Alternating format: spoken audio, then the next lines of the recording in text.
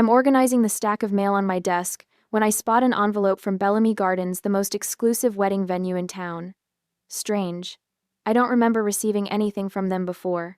I slide my finger under the flap and pull out a neatly folded contract, the elegant letterhead catching the morning light streaming through my apartment window. My coffee cup freezes halfway to my lips as I scan the document. There it is, my signature at the bottom of a contract, authorizing payments totaling $76,000 for my sister Destiny's wedding. Except it isn't my signature. Not really. The loops are too round, the slant too steep. It's a good imitation, but I'd know my own handwriting anywhere. The room spins slightly as realization crashes over me. This is Destiny's handiwork. Those distinctive curls at the end of each letter. The way she dots her I's slightly to the right. She's forged my name. On a contract for $76,000. My fingers go numb. The coffee cup slips, shatters against the hardwood floor. Dark liquid splashes across my bare feet, but I barely feel it. This can't be happening, I whisper to the empty room. I grab my phone with trembling hands, dialing the venue's number printed at the top of the contract. My heart pounds so hard I can feel each beat in my throat. Bellamy Gardens. How may I help you? A cheerful voice answers. This is Andie Collins. I manage, my voice unnaturally high. I'm calling about a wedding contract for Destiny Collins. Oh, Miss Collins. Yes, we're so excited about your sister's special day. Everyone here is talking about your generous gift.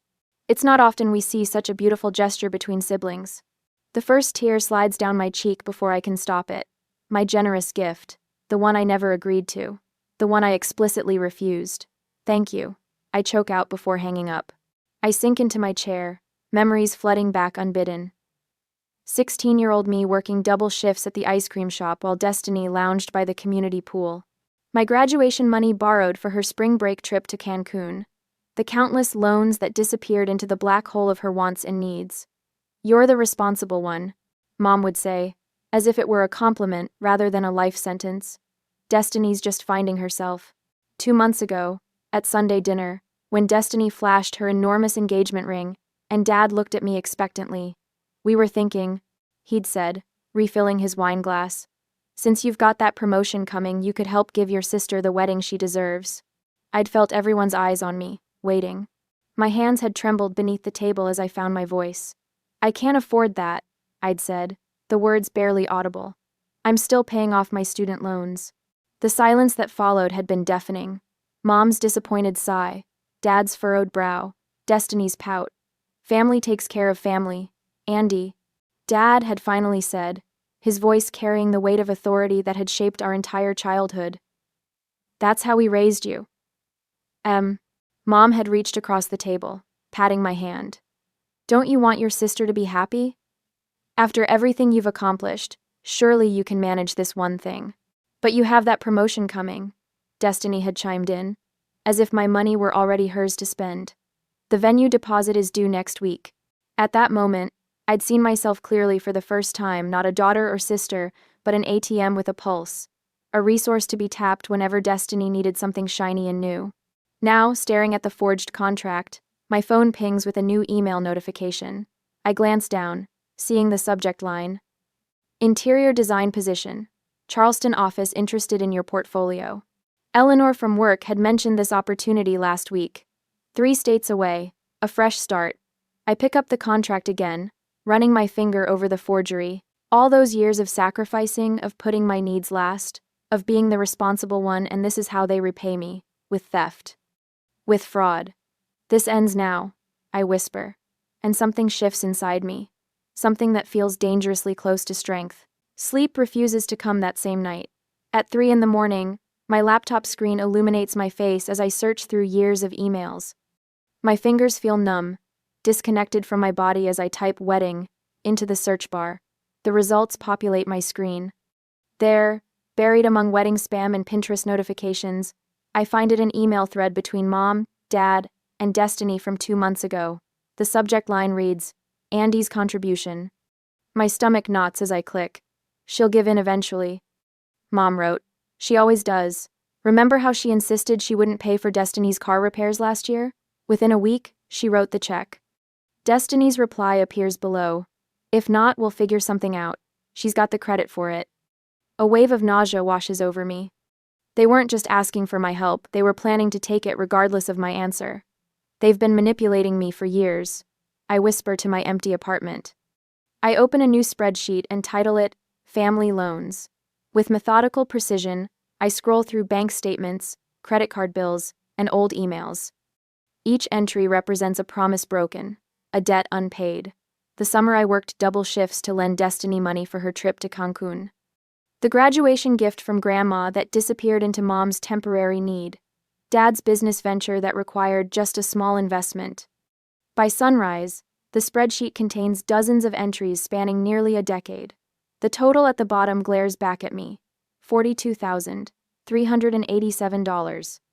And now, a $76,000 wedding venue on top of it all. I rub my eyes, burning from exhaustion and tears I refuse to shed. The Christmas memory surfaces unbidden Destiny's pleading voice, as she borrowed my credit card for just one small gift for Mom. The January statement showed $3. 0-inch charges from designer boutiques. My phone buzzes at 9 that morning. A text from Destiny. Just saw the bridal suite at Bellamy. It's amazing. I'm thinking we should upgrade the flower package too. Only an extra $4 Kelvin. Thoughts? Attached is a photo of her posing in a plush room, champagne glass raised, her fiancé nowhere in sight. I don't respond. 20 minutes later, Mom calls. Andie, honey, did you see Destiny's message about the flowers? The venue needs to know by tomorrow. I'm not paying for flowers, Mom. My voice sounds stronger than I feel. A heavy sigh travels through the phone. This attitude isn't like you, Andie. What will people think if Destiny's wedding looks? Act cheap? The Henderson family has already commented on how generous you're being. Everyone's talking about it. I never agreed to pay for anything. Family supports family. That's how we raised you. Her voice drops, an expertly crafted mixture of disappointment and shame. I just hope you're not becoming one of those selfish career women who forget where they came from. After we hang up, I check my credit score, something I haven't done since buying my car last year. The number has dropped nearly 40 points. A hard inquiry from Bellamy Gardens appears in the activity log, along with a new line of credit. They didn't just forge my signature, they're actively using my credit. My phone rings again, Eleanor from work. Hey, did you think any more about that Charleston position? The hiring manager called me again yesterday. They're really interested in your portfolio. I didn't realize they were that serious, I say, straightening in my chair. Dead serious. The salary is 20% higher than what you're making now, plus relocation assistance. And frankly, Andie, her voice softens. You'd be away from all the family drama you've mentioned. For the first time in days, something like hope flutters in my chest. After we hang up, I call James, the only friend who knows the full extent of my family's financial expectations. They forged my signature, James, for $76,000. Silence hangs between us. Then, that's not normal, Andie. That's exploitation. That's a crime. His words land like permission validation I didn't know I needed. What if I just left? The question emerges before I fully form the thought. Honestly, it might be your only option. They'll drain you dry otherwise. Later, I sit at my kitchen table, updating my resume while Mom sends increasingly frequent texts about wedding details. My hands shake as I type, but not from fear. From something that feels dangerously close to possibility. The interview is scheduled for Monday next week during my lunch break. While my family thinks I'm reviewing fabric swatches, I'll be interviewing for a job 3 states away.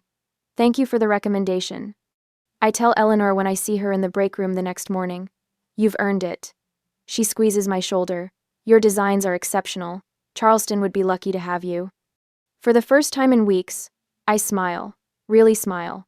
I picture a life where my paycheck belongs to me, where no one has access to my credit cards, where family gatherings don't end with my bank account lighter. My phone buzzes with a text from Mom. Destiny added monogrammed napkins to the reception. Only $3 per guest. We're at $300 now. Will you call the venue to approve? I silence the phone and slide it into my desk drawer. Then I open my calendar and block Thursday lunch for important personal business. 3 states might not be far enough, but it's a start. Sunday dinner at my parents' house feels like walking into a trap. Before I even hang up my coat, Aunt Mabel corners me with a teary-eyed hug. You sweet, generous girl. she says, patting my cheek. Funding Destiny's entire wedding. Your mother told everyone. My stomach twists. I think there's been a misunderstanding. Andie, Mom swoops in, linking her arm through mine. The Hendersons were just asking about the venue. Come tell them how you insisted on Bellamy Gardens. The living room buzzes with relatives and family friends, all smiling at me with approval I haven't earned and don't want. Dad stands by the fireplace, holding court. My daughter Andie wouldn't hear of anything less than the best, he boasts to his golf buddies. She said Destiny deserves a perfect day. Words I never said, a generosity I never offered. Destiny flutters between groups, the center of attention in a pale pink dress. She catches my eye across the room and bounces over, something large cradled in her arms. Look what arrived today. She thrusts an elaborate floral arrangement at me. Crystal teardrops hang from silver-dusted roses. Sample centerpieces, only 12 per table, and we need 30 tables minimum. I told them you said the sky's the limit. 30 tables? My voice comes out strangled. How many people are you inviting? Mom appears with her leather-bound planner. We're at 300 now. That feels right for our family, don't you think? 300 guests at a venue I never agreed to pay for. My head pounds. The final guest count is due next week, Destiny continues, oblivious to my expression. Oh, and the planner needs your credit card for the deposit on the ice sculpture. The room spins slightly. I mumble something about needing air and escape to the back porch. Monday lunch break. I sit in my car during lunch, heart hammering as my laptop screen fills with the face of Gregory Winters, creative director at Charleston Home and Design. Your portfolio shows remarkable restraint, he says, studying something off-screen. Most designers your age overdo it, but your spaces breathe. Thank you. I believe in creating rooms people actually want to live in. My voice comes out steadier than I expect. What salary range are you looking for? 3 months ago, this question would have made me stammer apologies for wanting to be paid. Today, something shifts. Based on my experience and the Charleston market, I'm looking for $82,000 annually, plus standard benefits. The words emerge clear and confident. Gregory raises his eyebrows, impressed rather than offended. That's precisely our range for this position. When he makes a joke about Southern hospitality being more than just a saying in Charleston, I laugh a real laugh that startles me with its authenticity. We'll be in touch very soon, he promises as we wrap up. I sit in my silent car afterward, realizing my hands haven't trembled once. During that week, I gather my documents for the confrontation, and that's how the week passes. Saturday brunch arrives with an unwelcome surprise. I'm buttering toast when the doorbell rings. Who could that be? Mom asks with a performance of confusion. The answer comes in the form of Marissa Williams, wedding planner extraordinaire, who breezes into the dining room with 3 bulging portfolios. Andie, finally we meet. She extends a manicured hand. Your sister speaks so highly of you. Now, I brought the updated invoices for your approval. My approval? I ask, accepting the folder she thrusts at me. I flip through pages of extravagant expenses.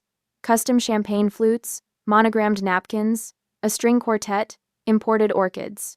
Each bears a notation. A. Collins approval required. These charges seem excessive, I say carefully, watching Destiny from the corner of my eye. What's this $10,000 line item for lighting? Marissa frowns. But your sister said you specifically requested premium theatrical lighting for the dance floor. Destiny's face drains of color. Andie loves dramatic lighting. Right, Andie? Could I see all the contracts, please? My voice remains calm despite the rage building in my chest. Andie's just being thorough. Mom interjects, reaching for the coffee pot. Marissa, have you tried my cinnamon rolls? Let me fix you a plate. As they bustle toward the kitchen, I snap photos of the invoices with my phone. That evening, James brings takeout and legal research to my apartment. In this state, you can break a lease without penalty if you can prove identity theft, he says, spreading papers across my coffee table, especially with documentation showing your signature was forged. Eleanor sends 3 links to affordable apartments in Charleston's north area. Not glamorous, her message reads, but clean, safe, and 20 minutes from the office. I click through the virtual tour of a 1-bedroom with a small balcony. The rent is reasonable. The distance from my family, priceless. The official email arrived to my private email account on Tuesday morning, and I got the job. The salary matches what I requested. The start date is 3 weeks away.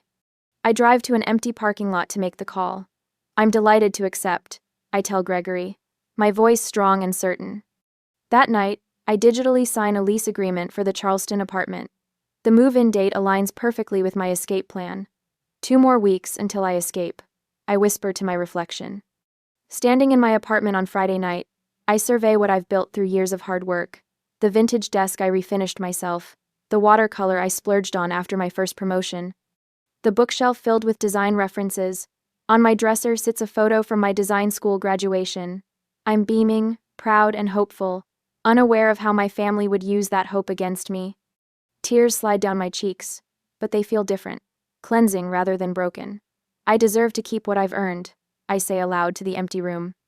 The weekend becomes a strategic operation. I record Mom discussing Andie's contribution to the wedding. I organize bank statements showing unusual charges. I document every text where I explicitly refuse to pay. Monday morning, I call a moving company. We need to schedule for a specific time, I explain. The 14th, around noon. We can do that, the scheduler confirms. Any particular reason for the precise timing? Yes, I say, drafting an email to the Bellamy Gardens venue, explaining the signature forgery. My family will be at a cake tasting. The moving day arrives with perfect weather. From my window, I watch Mom's SUV pull away with Dad, Destiny, and the wedding planner inside. My phone vibrates continuously with Destiny's messages about fondant options. 10 minutes later, the moving truck rumbles into the parking lot. I take a deep breath, my hand on the doorknob. The movers head up the stairs as my phone lights up again. 7 missed calls from Destiny in the last 3 minutes. The game is beginning. I smile and open the door to my future. We'll start with the labeled boxes, I tell the 2 men in matching blue uniforms. My voice sounds foreign to my ears, steady, authoritative, nothing like the hesitant murmur I've used around my family for 27 years. Inside, I hand the movers a detailed floor plan while dialing my landlord. Mr. Peterson answers on the second ring. I've documented the identity theft situation, I explain, sliding the folder of evidence into my messenger bag. The lease break fee should be waived under tenant protection laws. Wouldn't want this happening to my own daughter, he says after reviewing my documents. I'll have the paperwork ready tomorrow. I hang up, a small victory warming my chest. The movers work with military precision, wrapping my carefully curated furniture pieces while I sit cross-legged on the floor, laptop balanced on my knees. With a few keystrokes, I transfer my accounts to the Charleston branch. Another click cancels my credit cards, requesting new numbers for the replacements. My phone buzzes. Mom's name flashes on the screen, the 5th call in 30 minutes. I silence it, but seconds later, the voicemail notification appears. Andie Collins. Mom's voice wavers between anger and panic. Where are you? The venue needs decisions on lighting packages by 3. Call me immediately. Jetter? 3 more voicemails follow in quick succession. I play each one, recording them as evidence, as the movers empty my bedroom. My phone pings with a text from Destiny. What the hell, Andie? The venue says you haven't confirmed anything. I swear if you ruin this for me, I'll never forgive you. 10 seconds later, answer your damn phone. 20 seconds. After everything we've done for you, this is how you repay us? Each message forms another link in a chain of evidence. I save them all. Dad's voice booms from the next voicemail. Family takes care of family, Andrea. You have responsibilities here. Don't make me come find you. K. I save this one twice. As I pack other boxes, the buzzing pauses long enough for me to check Facebook. Mom's status update appears at the top of my feed. Heartbroken when children forget where they come from, after everything we sacrifice as parents. Comments flood in beneath it. My college roommate Lisa writes, Andie is the most responsible person I know. There must be some misunderstanding. My cousin Jennifer chimes in. Wait, I thought the wedding was being scaled back? Aunt Carol told me it was costing over $70,000? Destiny's bridesmaid Tara asks, who's paying for all this? I thought Andie was just handling the coordination, not the cost. I smile as the first cracks appear in their carefully constructed narrative. My phone rings again, James, this time. The truck with your bookshelf and desk just left my place, he says. Everything's secure in my spare room until you're ready. Thanks, James. I don't know what I'd... Stop. You'd do the same for me. He pauses. Eleanor called. Your office is ready whenever you arrive. The weight on my shoulders lightens for the first time in months. Your new landlord emailed. James continues. She's fine with the early move-in, and Sarah from college says her guest room is yours for the transition week. Tears blur my vision as I realize I'm not doing this alone. My laptop pings with an email notification. The wedding venue's logo appears in the subject line. Urgent. Payment deadline notice. I open it, reading the polite but firm reminder that the next installment of $22,000 is due in 3 days or the reservation will be canceled. My phone buzzes with a text from my mother's friend who works at the catering company. Your mom asked me to extend the deposit deadline again. I can't keep doing this, Andie. Business is business. Another notification, a message from Destiny's future mother-in-law. Andie, as parents, we are concerned about the wedding finances. Could we discuss this before Sunday's dinner? My stomach flips as I realize how quickly their house of cards is collapsing. Later, while the movers load the last of my belongings, a text from Destiny's roommate pops up. Just for your information. Destiny's crying in her room about possibly having to cancel the florist and photographer.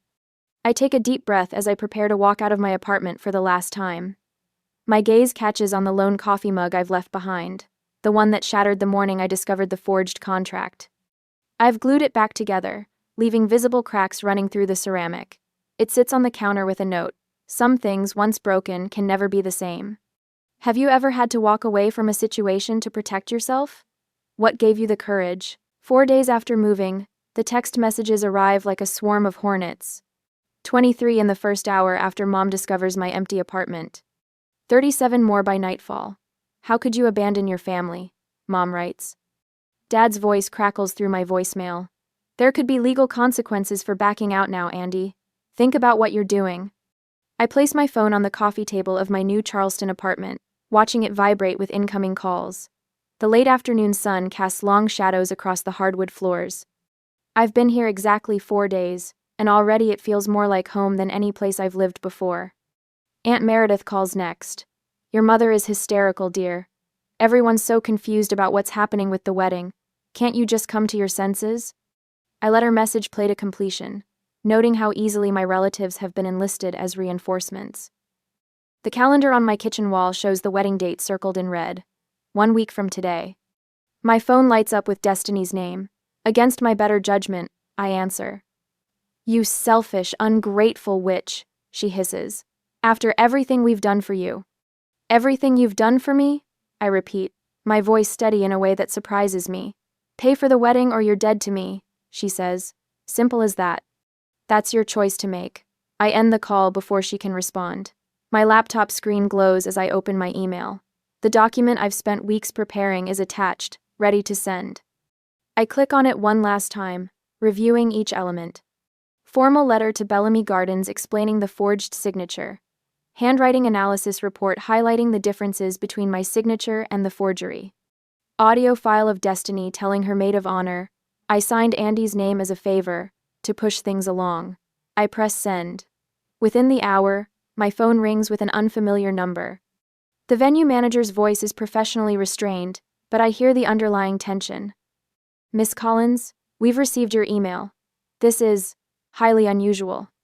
We'll need to speak with your sister and parents immediately. I understand, I say.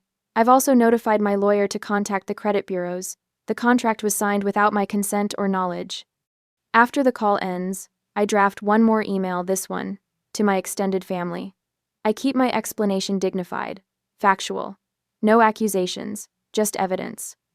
I attach copies of text messages where I explicitly refuse to pay, bank statements showing the pattern of financial exploitation, and the venue's confirmation that the signature doesn't match my identification. My phone begins ringing again almost immediately, but not with the calls I expect. It's my cousin Thomas. Holy smokes, Andie. The venue just called Uncle Jim demanding immediate payment or they'll cancel everything. What's going on? Ask Destiny, I say. Or better yet, ask her fiancé's parents. I believe they've just been informed about the forged contract. Over the next few hours, reports filter in through family text chains, wedding guests receiving postponement notices, my parents frantically calling relatives asking for emergency loans, Destiny in tears at the florist, canceling the exotic arrangements, the groom's father insisting on a prenuptial agreement. When my phone finally goes silent around midnight, I pour a glass of wine and step onto my small balcony. The Charleston night air wraps around me like a warm blanket. For the first time in years, my shoulders aren't tight with tension. When I call Destiny the next morning, she answers on the first ring. "Come to apologize?" Her voice is rough from crying. "No," I say, the word clean and simple on my tongue. "I forgive you, but I won't forget. You've ruined everything." "I've started over," I correct her. "Charleston is beautiful. My new firm values my work. My apartment gets morning Sunday." "We're your family," she whispers. "The wedding bill is the consequence of your choices, not mine," I say. "Maybe it's time you learned what that feels like." I end the call before she can respond, placing my phone back on the counter. According to James, who still lives in my old city, my parents spent yesterday meeting with loan officers. Destiny has downsized from 8 bridesmaids to 4. The extravagant ice sculpture has been canceled, along with the fireworks display and the designer gown. My mother's final voicemail arrives that evening as I'm arranging books on my new shelves. "Andie," she begins, her voice catching. "We never meant for it to go this far." I let the message play to its end, then delete it without replying. Outside my window, the sun sets over Charleston, painting the sky in colors I never saw in my old life. Some bridges burn for a reason. I close my eyes and breathe deeply, feeling the weight of 76,000 expectations finally lifting from my shoulders. 3 months later, the morning light streams through my Charleston apartment windows, catching the spines of my design books as I arrange them on the reclaimed wood shelves. 3 months ago, these same books were packed in hurried desperation. Today, they stand as colorful sentinels of my new life. I smooth my hand over the coffee table I found at a local antique market, feeling the grain of the wood beneath my fingertips. My apartment is modest, but mine truly mine, with no financial ghosts lurking in the corners. My phone buzzes with a message from Eleanor, wishing me luck with my newest project. I adjust my blazer, catch my reflection in the hallway mirror, and notice something different in my posture. My shoulders no longer hunch forward, carrying the invisible weight of family obligation. The southern sunrise bathes my small balcony in gold as I sip my coffee. The lightness I feel isn't just the absence of debt, it's the presence of possibility. 3 months into my new position, Marcus, the senior designer, leans against my desk on Friday afternoon. "Andie, we need these concept boards finalized for Monday's presentation. I know it's your weekend, but..." He trails off, expectation hanging in the air. "I'm sorry, but I have plans this weekend," I reply, surprised by the steadiness in my voice. "I'd be happy to come in early Monday to help finalize everything." His eyebrows lift slightly. "Really? I figured you'd be all about earning some brownie points." "I value my personal time," I say, the word no resting comfortably on my tongue instead of sticking in my throat like it used to. "I'll deliver excellent work during work hours." Later, walking along King Street, I marvel at how easily that boundary formed. No rehearsal needed, no guilt afterward. My therapist calls this progress. Dr. Levine's office has become a weekly sanctuary where family patterns are dissected with clinical precision. "The first time you say no is the hardest," she told me during our initial session. "Each time after gets a little easier." My journal entries confirm this. The first week in Charleston, woke up panicking about money. Last week, spent the whole day exploring without checking my phone once. The genuine laughter that bubbles up during lunch with my new colleagues startles me. At first it sounds foreign to my own ears, after so many months of tension. My housewarming gathering is small but vibrant a week later. Eleanor flew down for the weekend, bringing a potted fiddle leaf fig that now stands proudly by my living room window. James sent a care package with a handwritten note. "Proud of you" doesn't begin to cover it. Eleanor raises her glass. "To new beginnings and true family, the kind we choose."